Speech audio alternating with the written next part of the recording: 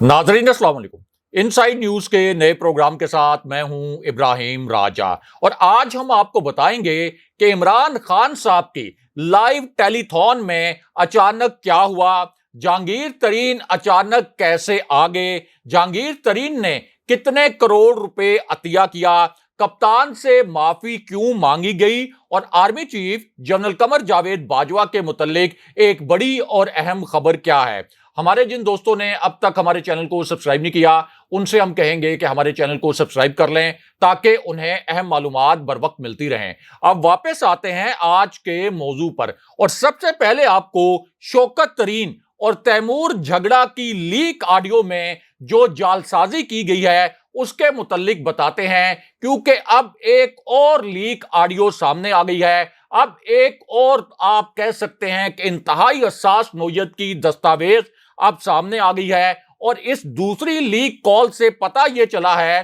कि शौकत तरीन की ये जो कॉल थी ये असल में किसने रिकॉर्ड की और किस तरह से शौकत तरीन की कॉल के 3 हिस्सों को जोड़कर अपने मतलब के मानी पहनाए गए। अब ये जो पूरा ड्रामा है ये एक और लीक होने वाली कॉल के जरिए पूरी तरह खुल गया है। ये कॉल अब से 10 मिनट पहले लीक हुई है और अब ये भी पता चला है कि पीटीआई की क़यादत में मजीद कौन से 3 ऐसे रहनुमा हैं जिनके फोन गैर कानूनी तौर पर टैप किए गए, जिनके फोन गैर आईनी तौर पर रिकॉर्ड किए गए और इन तीनों रहनुमाओं के नाम भी अब सामने आ गए हैं। तो मामला यह है कि अब जो दूसरी कॉल लीक हुई है उससे पता यह चलता है कि असल में तैमूर झगड़ा ने वफाकी हुकूमत को एक खत लिखा। अब इस खत में लिखा यह गया कि वफाक को 3 इकदामात करने हैं। इसी दूसरी लीक होने वाली कॉल से यह भी पता चलता है कि तैमूर झगड़ा 2 माह से वफाकी वजीर खजाना मिफ्ता इस्माइल से मुलाकात के लिए वक्त मांग रहे थे ताकि वो सूबे का मौक़िफ़ वफाक के सामने रख सकें। लेकिन उसके बाद ये जो दूसरी और ताज़ा तरीन ऑडियो कॉल लीक हुई है इससे एक और हसास नोयत का इंकशाफ हुआ और वो इंकशाफ ये हुआ कि जब तैमूर झगड़ा को मुलाकात के लिए वक्त नहीं दिया गया तो इसी दौरान सैलाब की तबाहकुन सूरत हाल पैदा हो गई और इस नई कॉल से यह इंकशाफ भी हुआ कि तैमूर झगड़ा ने बाज़ाब्ता तौर पर खत में यह लिखा कि चूंकि अब सैलाब से बड़े पैमाने पर तबाही हो गई है इसलिए लोगों की इमदाद के लिए बहाली की सरगर्मियों के लिए बहुत बड़े फंड्स दरकार हैं। इसलिए अब वफाक को खत लिखा जाए कि वो आईएमएफ को कायल करे कि इस वक्त हम आईएमएफ की इतनी कड़ी शराइत नहीं मान सकते क्योंकि हमने अपने लोगों की मदद करनी है। अब इसी पूरी सूरत हाल में शौकत तरीन ने पंजाब और केपी के वज़राए खजाना जो हैं उनको ये मशवरा दिया कि वो वफाक से अपील करें कि वो आईएमएफ से दोबारा से सैलाब की सूरत हाल में जो कड़ी और इंतहाई जालमाना शराइत हैं इनके ऊपर बात करें। लेकिन इस कॉल के 3 हिस्सों को आगे पीछे किया गया और उसके बाद अपनी मर्जी के हिस्सों पर इन कॉल्स को पेस्ट किया गया और फिर भोंडा इल्जाम यह लगा दिया गया कि पीटीआई ने मुल्क के खिलाफ साजिश की है। लेकिन यहां पर जो दूसरी फोन कॉल जो कि अब से कुछ मिनट पहले लीक हुई है उसके 2 अहम तरीन नुकात आपको बताते हैं। अब इनमें से एक अहम नुकता यह है कि इमरान खान साहब की हुकूमत और पाक फौज ने पाकिस्तान को एफएटीएफ की ग्रे लिस्ट से निकलवाने के लिए अनथक मेहनत की थी। लेकिन जब एफएटीएफ से निकलने के लिए कानून साजी की जा रही थी तो उस वक्त नून लीग और पूरी पीडीएम ने यह कहा कि हम पार्लियामेंट से ये कवानीन किसी सूरत मंजूर नहीं होने देंगे। ये कवानीन हम सिर्फ उस सूरत में मंजूर होने देंगे जब हमारे मुकदमात खत्म किए जाएंगे। यानी पीडीएम ने अपनी सियासत के लिए उस वक्त मुल्क को एफएटीएफ की ग्रे लिस्ट में रखवाने की एक घिनौनी साजिश की। लेकिन अब यह भी पता चल गया है कि शौकत तरीन की जो कॉल है ये असल में रिकॉर्ड किसने की थी। ये $1 मिलियन सवाल था। एक आप कह सकते हैं कि एक ऐसा सवाल था जिसका जवाब सब तलाश कर रहे थे। लेकिन अब पता चल गया है कि शौकत तरीन की जो कॉल लीक हुई है ये असल में किसने रिकॉर्ड की। जाहिर है कि ये कॉल कोई आम शख्स तो रिकॉर्ड नहीं कर सकता था। ये एक انکرپٹڈ کال تھی، لیکن اس کے باوجود اسے ریکارڈ کر لیا گیا، جو کہ جدید ٹیکنالوجی کے ذریعے ہی ریکارڈ کی جا سکتی تھی۔ اب اس کال کی ریکارڈنگ کے متعلق پتہ یہ چلا ہے کہ یہ کال اصل میں ایک خفیہ ایجنسی نے ریکارڈ کی تھی، اور یہ جو خبر آئی ہے یہ کوئی ذرائع سے نہیں آئی، یہ کوئی نجی محفل سے نہیں آئی، بلکہ آن کیمرہ اس کے متعلق انکشاف کیا گیا ہے۔ اور فواد چودھری نے اب یہ انکشاف کیا ہے کہ ہمارے پاس یہ معلومات ہیں کہ یہ جو شوکت ترین کی لیک کال ہے جس کو ریکارڈ کیا گیا تھا، یہ اصل میں انٹیلیجنس بیورو یعنی آئی بی نے ریکارڈ کی، اور ان کا یہ بھی کہنا تھا کہ ہماری پوری قیادت کی جو ٹیلی فون کالز ہیں یہ غیر قانونی طریقے سے ٹیپ کی جا رہی ہیں، غیر قانونی طریقے سے ان کو ریکارڈ کیا جا رہا ہے۔ لیکن یہاں پر بلاول بھٹو کی ایک شرمناک ویڈیو آج کے دن میں وائرل ہوئی ہے۔ یہ ویڈیو اس وقت سوشل میڈیا پر وائرل ہے۔ اسی ویڈیو کے متعلق ٹویٹر پر ایک ٹرینڈ بھی چلایا جا رہا ہے، اور ہزاروں کی تعداد میں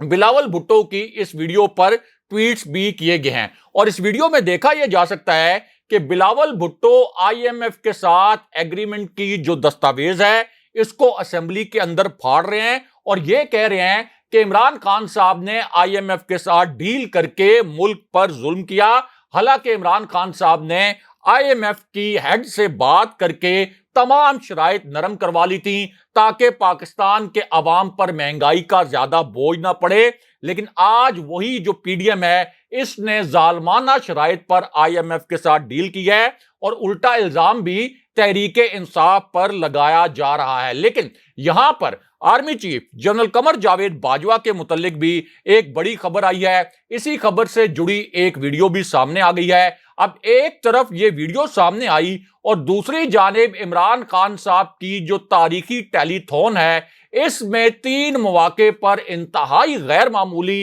اور انتہائی دلچسپ صورتحال پیدا ہو گئی، اور اچانک 3 ایسی معروف شخصیات، اچانک 3 ایسی بڑی شخصیات فون لائن پر آ گئیں جن کے متعلق کسی کو اندازہ نہیں تھا کہ یہ شخصیات اچانک فون لائن پر آ جائیں گی۔ یہاں تک کہ عمران خان صاحب بھی کچھ حیران نظر آئے، اور فیصل جاوید جو کہ ان نشریات کی میزبانی کر رہے تھے وہ بھی اس وقت حیران ہو گئے جب یہ 3 شخصیات اچانک فون پر آ گئیں، یعنی عمران خان صاحب کی وہ ٹیلی تھون نشریات جو انہوں نے سیلاب متاثرین کے لیے کی۔ اب جو 3 غیر معمولی شخصیات اچانک فون لائن پر آئیں ان کے متعلق آپ کو بتاتے ہیں۔ ان میں ایک تو عظیم باکسر ہیں جنہوں نے پوری دنیا میں بڑی بڑی فائٹس جیتے ہیں، یعنی لندن میں مقیم پاکستانی باکسر عامر خان۔ اب خان صاحب کی یہ جو نشریات تھیں سیلاب متاثرین کے لیے، اس دوران عامر خان اچانک فون لائن پر آ گئے۔ اب چونکہ فون کال کی آواز تھوڑی مدھم تھی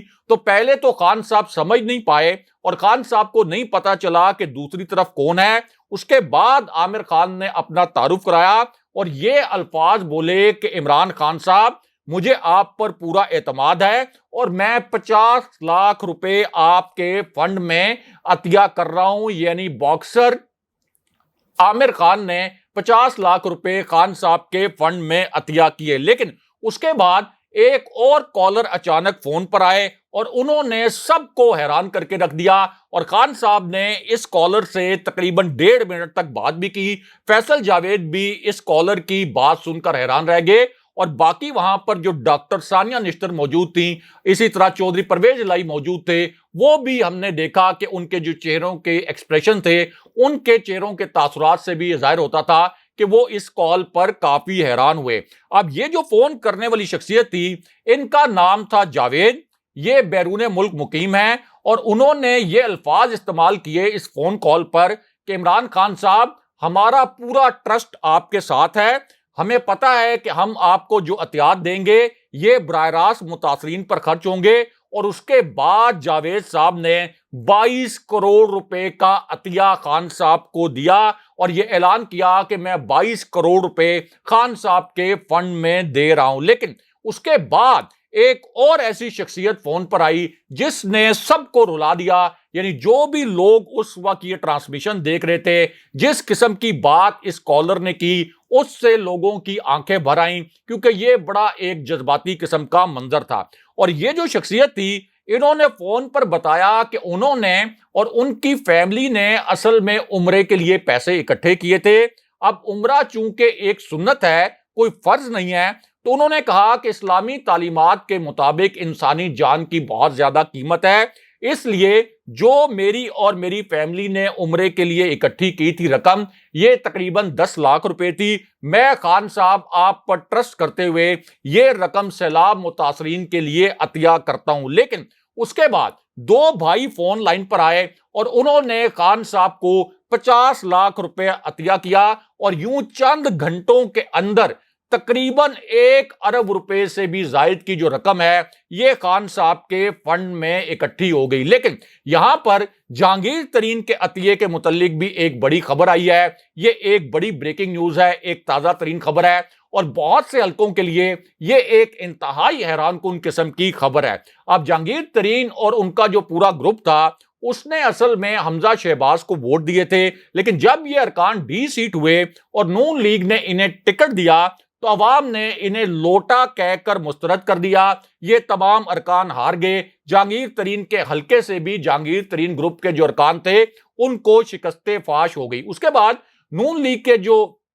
لیڈرشپ ہے اس نے جہانگیر ترین گروپ کے ان ارکان سے منہ موڑ لیا اور یہ کہا کہ اگلے الیکشن میں ہم ان کو ٹکٹ نہیں دیں گے، بلکہ ہم اپنے نون لیگ کے رہنماؤں کو ٹکٹ دیں گے۔ اب اس پوری سچویشن میں جہانگیر ترین گروپ کے جو ارکان ہیں انہوں نے جہانگیر ترین کو مشورہ یہ دیا کہ اب آپ مشترکہ دوستوں کے ذریعے خان صاحب سے رابطہ کریں۔ اب مشترکہ دوست اور ایسے لوگوں میں آپ یہ کہہ سکتے ہیں کہ فواد چودھری بھی شامل ہیں، اسی طرح مراد سعید بھی شامل ہیں، وزیر اعلیٰ خیبر پختونخوا بھی شامل ہیں۔ تو یہ مشورہ دیا گیا کہ مشترکہ دوستوں کے ذریعے خان صاحب سے رابطہ کریں اور معافی تلافی کے بعد آپ دوبارہ سے پی ٹی آئی میں شامل ہو جائیں، کیونکہ ایک تو ہم نے عزت گنوا دی، لوٹے بن کر ہماری سیٹیں بھی چلی گئی، اور اب آگے بھی صاف نظر آ رہا ہے کہ جس طرح سے پی ٹی آئی نے پنجاب میں ضمنی الیکشن جیتا ہے اور جس طرح سے خان صاحب کی اس وقت مقبولیت ہے، تو صاف نظر آ رہا ہے کہ اگلا election P T I clean sweep کر جائے گی۔ اب